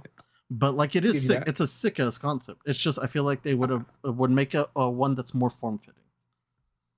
Okay, I can give you that. Okay. But I've learned to enjoy it. I think it's dope. Adds big five feel to it. So he comes out, makes his entrance, and then I thought that was gonna be the special entrance of the night. That boy Roman said, nah, son. You get a special entrance, I get a special entrance. There's a choir for Roman, and it had to be a different fucking, like, it wasn't the people who just played the instruments for Cody. Because these people were now wearing all black. They were lined up in a choir formation to sort of surround Roman when he makes his entrance out of Gorilla. Roman's fucking theme song starts to play.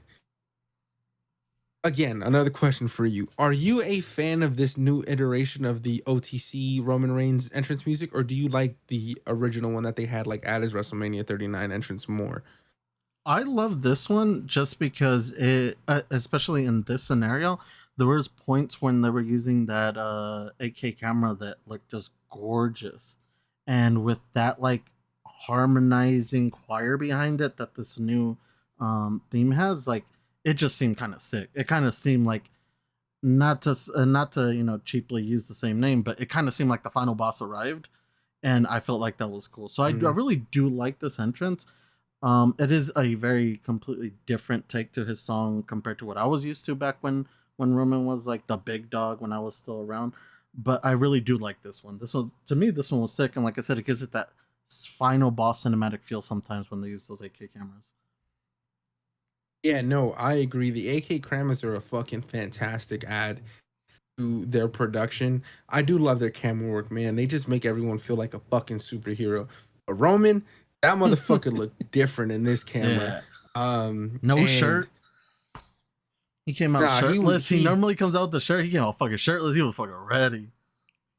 nah, I don't think he comes out shirtless. I think when he's wrestling, no, he definitely comes. He only when he's cutting promos is when he's wearing a fucking shirt. Whenever he wrestles, like even at all his WrestleMania entrances, it's just, you're thinking of the Ulafala. That's what's missing. Ulafala and Paul Heyman. Whenever he wrestles, that's what he has. But I guess maybe just makes like his because recently I've seen him just only in a yeah t-shirt, but technically he hasn't been in a match. So I guess yeah, I guess you yeah. got me on that one. But he comes out, great entrance, makes his way to the ring, and before the match starts, Samantha Irvin makes her announcement. Also, shout out to Samantha Irvin. My God, she looked phenomenal at Bad Blood, I Always though, must say. dude. Ricochet's too much of a lucky man to have that, dude. But back to the important things in life. Roman Reigns and Cody Rhodes, they start this match here, having a little bit of a debate in the middle of the ring. They're going back and forth. You could clearly read Roman's lips saying, "Are you going to start this match? Are you sure? You want to go and start this one?" They were going a little back and forth for a few moments there before they decided who to start.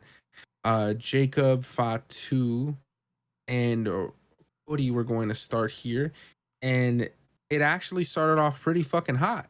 Like when this one kicked off, I said, "Okay, we're in for something fun today," because Cody and Jacob Fatu started to go back and forth with a few offensive moves with each other. Cody even hit like a fucking Cody cutter in the first 30 seconds on Jacob. Jacob recovered quickly, but Cody expected that recovery, and they were just trading offensive maneuvers for about 45 seconds until Jacob went over to Solo Sikoa because Solo was a little surprised at how Cody was responding well to Jacob's move set. And so he said, "Tag me in," because clearly you're not ready. So he gets the tag in, and that's when the crowd starts to, make a little bit of buzz, make a little bit of noise. Like, okay, Solo got the tag. They start to chant OT, OT, and Cody. Cody. What I love about this is what separates main events when they give a fuck about how the crowd is responding to something, and so they play on that. Anybody could have just been like, "Okay, Solo's in the ring already. Let me just immediately tag in Roman." No, pants to the camera. He's playing the crowd, getting the crowd hot. They chant louder and louder until 15, 20 seconds pass and Cody's finally ready to make the tag. Roman tags in. The crowd goes nuts. This is the first time we're seeing Roman Reigns in a wrestling match since WrestleMania 40 when he lost to Cody Rhodes. So we're hyped. We're like, oh shit, the boy is back. So it's Roman and Solo in the middle of the ring. They start to go back and forth a little bit. Roman was able to get the advantage and rain down a few punches on Solo Sikoa, but Solo was able to get his own offense in. The attack immediately turned onto Roman from Solo and Jacob Fatu. Solo and Jacob did a great job of this match of keeping this one-sided. Between Roman and Cody Rhodes, whoever was in the middle of this ring, they were keeping it on their half of the match. At some point, Roman Reigns was able to break away, tag Cody Rhodes back in, and this was when Cody, in my opinion, had the majority of the match. If this was a 25-minute match, that boy Cody wrestled for 18. Um, and so Cody was really getting his shit rocked for the most part. Between Solo Sikoa and Jacob Fatu, this match had a few phenomenal spots for me that I really enjoyed, especially a spot where Cody was able to get the advantage. He was finally able to turn the tide on Solo Sikoa and Jacob Fatu. He sent Jacob Fatu to the outside of the ring. I think he hit a Cody cutter or a crossroads on Jacob Fatu on the mat floor.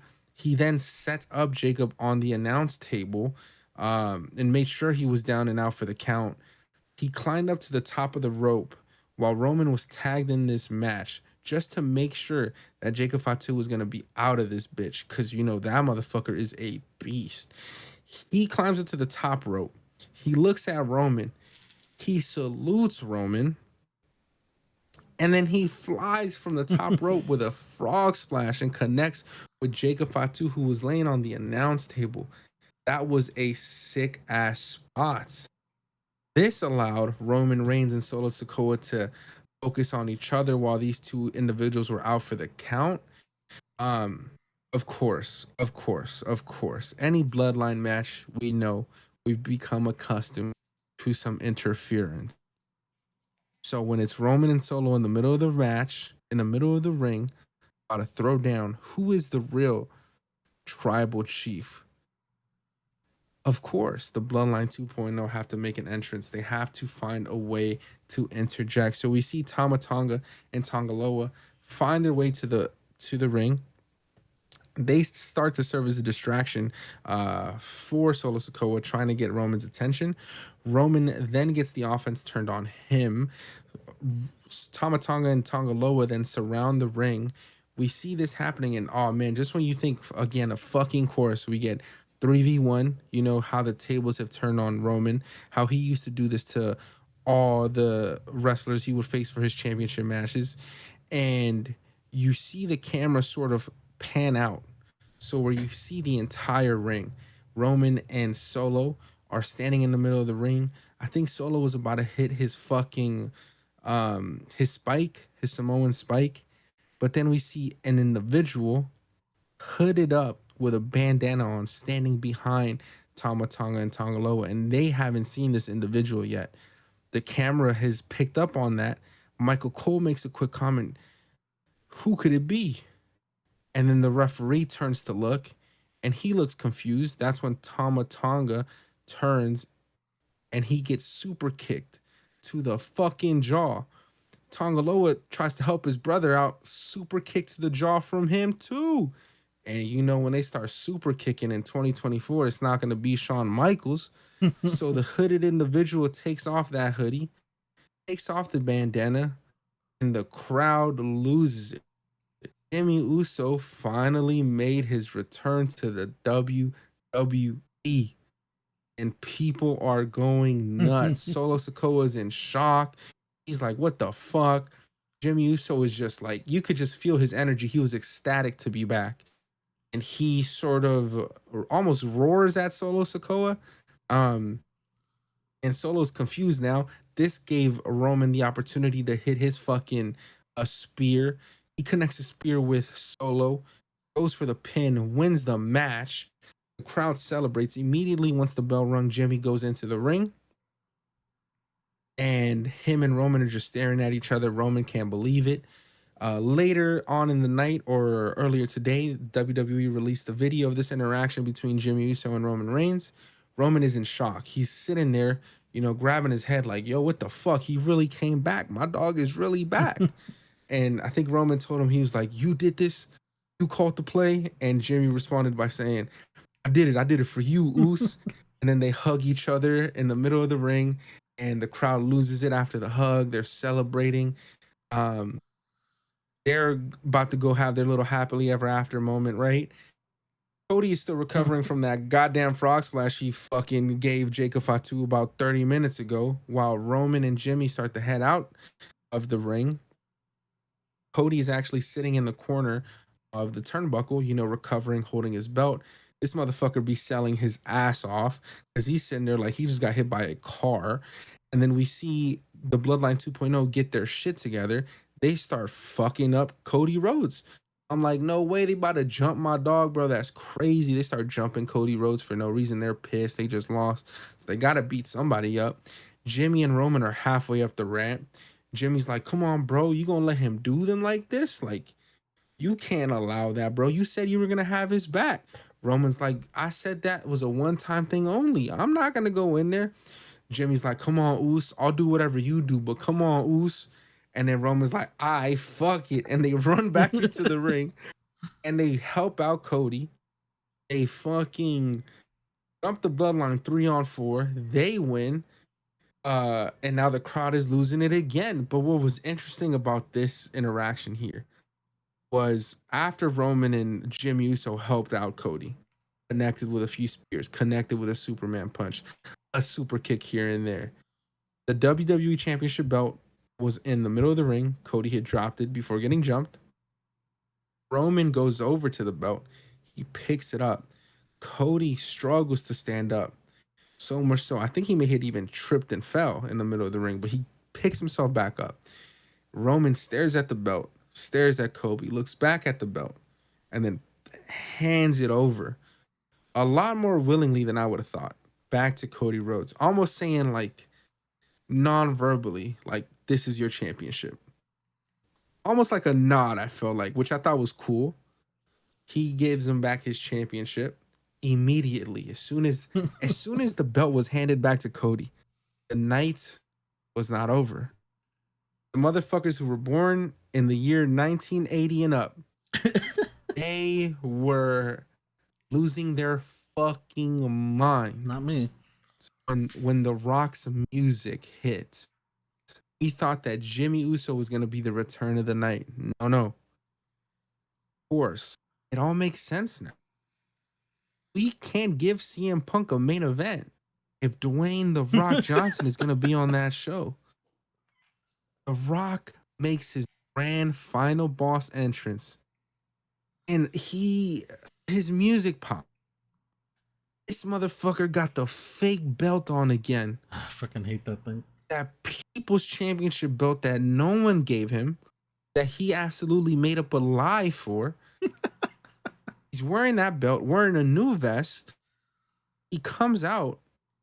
The spotlight pans on The Rock perfectly, and it's shining off of his glistering, bald fucking head. He takes his glasses off. He raises his eyebrow. Points 1, 2, 3. Cody, Roman, and Jimmy. He makes a hand gesture with his thumb across his neck, as in he's gonna kill these fuckers. He turns around, and the night is over. The night is now done. Bad Blood has come to a conclusion. We have Roman and Cody and Jimmy standing up, standing still after getting a victory over the Bloodline 2.0. Roman Reigns finally has his cousin back on his side. The Rock, the final boss, has made his entrance.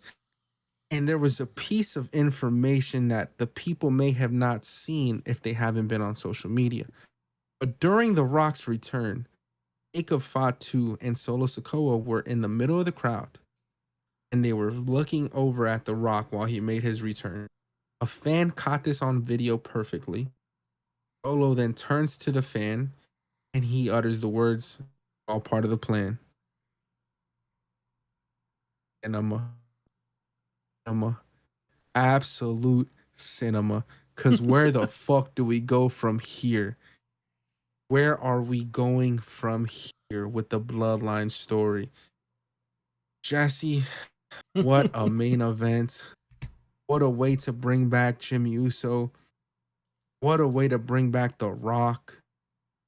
I am excited. I was getting nervous. We had talked about it. I said, bro, Survivor Series is coming up. They need to get this shit together. And they brought it. They're bringing it together. Finally. We're getting these hints. But all in all, I say that all to ask, how did you feel about the Bad Blood main event, about the two returns that we got? What are your thoughts on it all? Where do we go from here moving forward as we build Crown Jewel, as we build the Survivor Series and a War Games match? Well, let's get into the match. The match in itself, I enjoyed. This match probably had some of my favorite spots of the night. One of them being the Cody see you later into the final dive into the table. I thought that was a sick moment. Kind of almost, like you said, Cody kind of, Roman giving Cody the nod with the belt at the end. I feel like that was Cody's nod to Roman, like, hey, you got it from here. You know what to do, you know? And I feel like that was the camaraderie that we needed to see before the match ended. There was a lot of turmoil through the match of like you said at the beginning, they were kind of, are you ready? Do you want to go first? Should I go first? There was a lot of back and forth between them through the match. And you even brought it up. I think Solo and Jacob did a very well job at isolating them so that we had those big crucial moments where we didn't know where Roman was, or maybe Cody was knocked out on the floor. and they each took their share of punishment. Your brother will be glad to hear this, but I think this is the first night where Solo really fucking proved to me that he deserves a spot where he is right now. He had this point where he just straight up jabbed that thumb into Roman's neck so aggressively. I didn't know if Roman was gonna get up. So it was just small details like that where I saw his aggressiveness, that like beast that everybody talks about, finally come out. So I was thoroughly impressed by Solo tonight, or Saturday night. Jacob, I mean, what can you say? Jacob's a fucking monster. Uh, he's he's definitely someone to keep an eye on during this bloodline, because I'm not sure this bloodline feud, because I'm not sure if he's gonna stick on the same side as that he's on right now. I have a feeling that maybe there's bigger things for Jacob, but that'll come down the road. Let's stick to this match. I would say this is my second match of the night. I really enjoyed this, and I think that my anticipation for the night was just really what was going to happen at the end, and like you said, cinema. I think it was gorgeous the way that they brought back Jimmy, because he wasn't really the person that I was thinking was going to come back. To see him back was fucking great. They weren't the prettiest super kicks, I'll say, especially probably because he was a little flustered from crawling so awkwardly out of the ring, out from under the ring. But to see those super kicks just got me excited. One of the times that I really enjoyed the Usos was during their Uso Penitentiary stint, and seeing those super kicks really just reminded me of that. So I'm really looking forward to the reunion between these two brothers. I might cry when they finally embrace themselves. Just because, as a brother myself, that shit gets emotional. But I mean, everything that's gone on with them, they were with each other for so long. They were with each other down in the Indies, being brought up by WWE and OVW and shit like that. So like to finally see that we're gonna get to that point where they'll finally get back together, where Roman will finally get his family together. That's hype. I'm excited for that moment. The Rock coming back, not such of a big fan, but we called it. We knew that he was coming back. His film dates are over, and Survivor Series is slowly coming upon us, and that is the match that eventually is going to go down. It's going to be Bloodline, OG Bloodline versus Bloodline 2.0. Will The Rock be in that match? I don't know. I would imagine that he has to be. Who he picks, maybe what order he picks when I'm going to go in the match, that'll be interesting to see. But we have a couple weeks to build up that. First, we got Crown Jewel, and it'll be interesting to see if The Rock pops at that. Overall, though, I think this was a great way to end the night. Not only with the Jimmy return, which was fucking hype as shit, and that's all I've been able to think about since it happened, but also, The Rock coming back really does signify that we're going to start moving this shit forward, and I can't be any more excited about moving the storyline forward. 1,000%. 1,000%. This just means that we have a long-term plan. We're sitting here on October the fucking 7th of 2024. Las Vegas WrestleMania, not until April. We got fucking 6 more months until April, but we're gonna start building today. We start building today, and that excites me. Like you said, that moment when Jey Uso and Jimmy Uso finally reunite, that first super kick they hit together, on who it's going to be. I wonder who it's going to be on the Bloodline 2.0, who they decide to spend that first double super kick on. That's going to be a great pop. Will they do it to Jacob Fatu? Will they do it to The Rock? I hope it's Will The they Rock. do it to Solo Sikoa? I hope it's The Rock too. I think that would be sick. Because let's not forget, fucking The Rock ragdolled my dog Jey Uso during that WrestleMania 40 buildup. And Jay and Cody were buddies and shit. I remember Jay came out to help, I think, Cody for whatever fucking reason on a Raw. They went backstage and The Rock was waiting for him, and he laid him with some punches, threw him into the panels that they have by the ramp entrances, and Jay was just ragdolled. No one remembers that. I fucking remember that. So a super kick, a double super kick to The Rock would be sick. It would be sick. And imagine being a nephew. Yeah. getting the fucking double super kick and Uncle, who you probably think is an asshole at like Thanksgiving dinner or whatever the fuck, you know? Like that must be sick as fuck. But anyways, like you said, I'm excited for that moment because now we know. Now it's all about the anticipation. Now I'm just sitting here like, yo, Jay, brother, I'm happy for you. You know, you got your little victory. You won a singles title. But I'm gonna need you to return that to the stove because you got somewhere to be. And that, my friend, is not with the Intercontinental Championship belt around your waist, buddy. You got some business you need to handle over here on SmackDown. Get back to that show. Go help your little brother and your cousin out because they need you, big dog. They need you. But I'm excited, man. Like you said, we'll have to wait and see how this War Game match plays out. Because the Bloodline 2.0 on paper right now would be The Rock, Solo Sikoa, Amatonga, Tonga Loa. Am I missing anybody? Oh, and Jacob Fatu. Jacob I Fatu. apologize. That's 5. That's 5. So who do we got on Roman's side? Theoretically, of course, say everything happens the way that we say it's going to happen. Who's on Team Roman? Roman Reigns, Mm-hmm. Jimmy Uso, Mm-hmm. Jey Uso, Mm-hmm. Sami Zayn, Mm-hmm. and Cody Rhodes. Cody Rhodes? Okay. We now have, we planted the seeds. I think Jimmy, you know, telling Roman, bro, you gonna let him get his shit rocked, bro? We just won the match with him. And Roman, you know, putting his pride to the side, forgetting that Cody had him at WrestleMania, went in there to help him out. Cody's gonna remember that. He's gonna be like, nah, he's legit Shane. He's a man of his word. Cody's big on people being men of their words. Yeah. And Roman proved that to him on Saturday night. He's a man of his word. And mind you, friendships that have stayed strong while Roman has been out have been Cody, Jay, and Sammy. Cody and Sammy continue to have their short little backstage segments together where they show each other some love and respect. Cody and Jay are really good friends that we've learned they even won the tag championships together back in a year or two ago. Jay and Sammy are really good friends. So I think that makes it a lot easier if one of them, you know, decide. And Cody was the catalyst. Remember when Jay came over to Monday Night Raw? Cody was the one sticking up for Jay.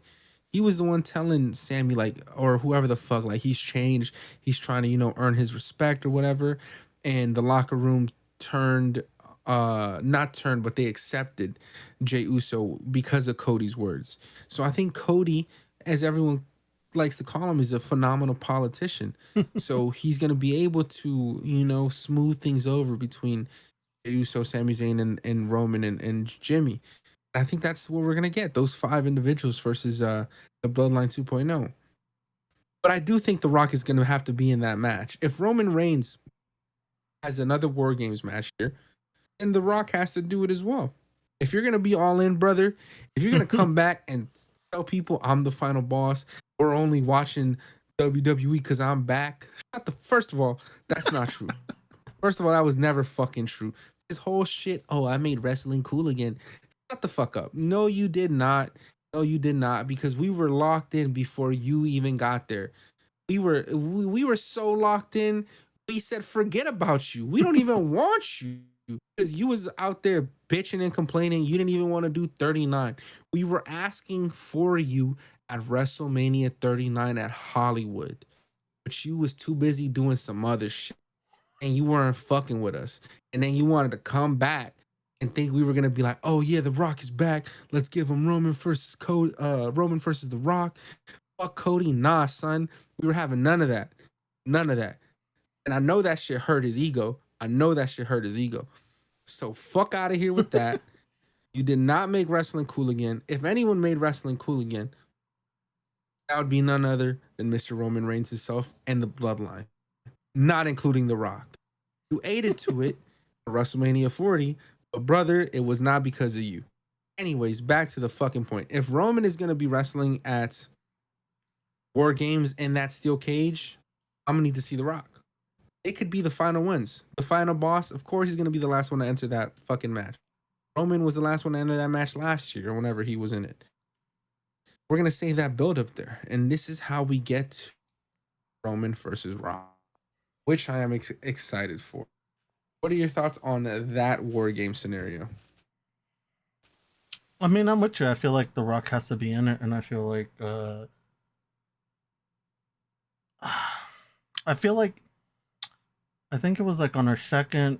I want to say maybe it was our first, maybe our second episode. I had called it that this was what the lineup for Survivor Series is gonna be, and I'm glad that it's shaping up like this because, like you said, there's a lot of history between Cody and all of these guys, so it only makes sense for him to return, as well as Sammy to return because he has, he's that honorary Uso. I feel like don't make him an honorary Uso, but he needs to be on this team. Cody needs to be on this team in order for this to work, and I feel like it's gonna be a phenomenal match. All these people are great, even with all the shit talking that we do on The Rock. He's still someone that we love to see in the ring. Do we need to see him, or do we need him? Like he says, no. But it's always nice to see him in the ring, at least for these short periods of time. And I feel like this, because they have been building it for so long, I feel like we need to see this at least once, even if it's just in Survivor Series. Um, so I'm excited for this match. I'm excited to see what other things get announced for Survivor Series. Like I said, I really wanted the build up for the Survivor Series War Games to be the two matches that they to promote would have been Bloodline, OG Bloodline versus Bloodline 2.0, and then for me, OG Judgment Day versus like a newer version of the Judgment Day or Judgment Day and Friends, Terror Twin and Friends. So I wanted to see that happen, but it doesn't really seem like we're gonna get that. So I'm glad we're getting at least one of them. So I want to see what the rest of these matches look like. I know that we got Crown Jewel coming up, and they're going to worry about that right now. But I'm not really worried about that. Like we said, that pay per view to us is kind of a throwaway this year. I don't see much of storylines progressing there. So I'm just looking forward to War Games and also all these new changes that we're doing.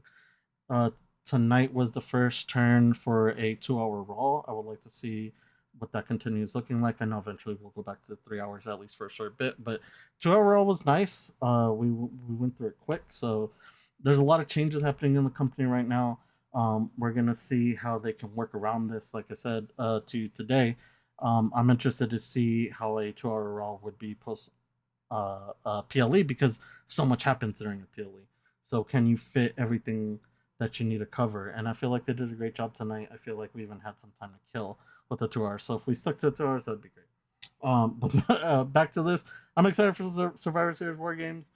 Bad Blood was okay. I feel like the main and the intro carried it all the way. But my favorite part of the night was definitely still Jimmy returning. I thought that was hype. What was your hype moment of the night? Yeah, my hype moment of the night. This one's tough. I wasn't like I was excited for The Rock when he returned. Mm-hmm. Don't get me wrong. Like I popped. I said, "Oh shit, it's The Rock." But I kind of was expecting it. So it was more of no pun intended. It was an acknowledgement. Like, okay, we're getting back to business. Things are about to get serious. That was my reaction when I saw The Rock pop. Okay. Um, but I think the surprise to me was Jimmy returning in the fashion that he did, and I was genuinely excited. I thought my favorite moment of the night was when Jimmy and Roman hugged each other in the middle of the ring. And that moment, knowing how much of an asshole Roman has been to his cousins, Michael Cole called it perfectly. Fucking perfectly. He said, blood is thicker than water. And no truer words could have been said by none other than Mr. Michael Cole himself. Absolute genius with his words there. So having that hug happen, getting that Michael Cole call while it happened was a fun one. I love that moment. Like you said, you might get emotional when Jimmy and Jay decide to get the band back together. I thought that was a pretty dope moment. I could see how some people may have gotten emotional during that particular moment in the pay-per-view. So I would give it to that. And I'm just excited to see where this goes from now. Where do we head from here? So much potential, so many stories we could tell. But the last thing that I want to touch on before we get out of here, before we close the show, is after the show itself on Saturday night, not on WWE cameras, which was an interesting choice. I would like to hear your thoughts on this as well. But recorded by fans and outside video cameras, Cody and Kevin Owens found themselves in the parking lot of the State Farm Arena next to Cody Rhodes' a Wheatley vodka truck, his sponsored fucking truck, his tour truck. They were having a little bit of a discussion. It looked like a heated discussion as seen in the video. If you haven't seen it yet, I'm sure you can just type up Kevin Owens on Twitter and it'll pop right up. They were having a heated discussion. And when it seems like Cody had kind of, looked away for a second, Kevin Owens attacked Cody. Started to punch on Cody, kick him a few times, stomp him. I think the fucking attack went on for like a minute 30. Just beating Cody's ass.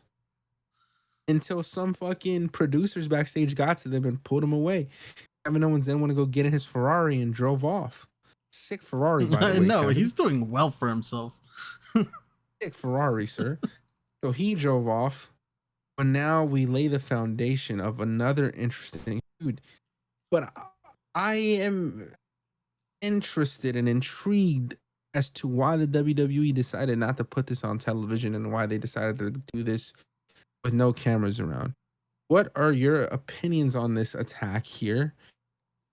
Where do we go from here? Cody also refused to talk about this during Monday Night Raw tonight.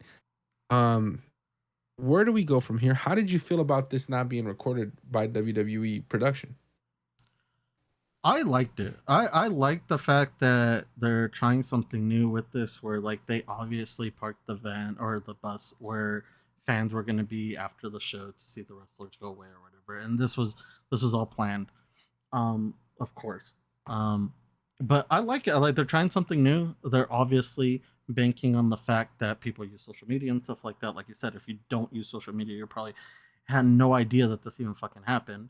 But I had sent it to you maybe like 10 minutes after the pay-per-view because I had seen it. You were out and about. I had to run over and tell you like, yo, KO finally attacked Cody. And like you said, he beat him for a hot minute. He was not giving up on his ass. So it's interesting. You called it. You said that he would eventually turn on Cody. I didn't think it was gonna happen this soon. But then again, you asked me, where do we go from here? I don't know. I don't really know. Again, where we have Cody. So this can be something good for Cody to do in the meantime while Roman, clears his schedule up from Bloodline business. To see Kevin Owens and maybe even a Randy Orton, and you even said it last week, maybe even a Seth Rollins fucking turn on him for his unwise decisions, I guess, his the decisions that his friends don't agree with. And yeah, I really enjoyed the fact that this wasn't on TV. It gives you something to now look forward to, like, are we going to get more spots like this? Are we going to, maybe even if it's just from them recording something backstage and then posting it? I feel like those are cool little things that, extra things that WWE is putting some hard work in for us fans, so we could enjoy the wrestling just a little bit more, make it a little bit more, make the storytelling a little bit more intriguing. So to me, this spot was sick. Like you said, Cody didn't want to address any of this to anyone tonight. I feel like we'll get that on Friday. I don't know if we get a Kevin Owens speaking on Friday. I would assume so.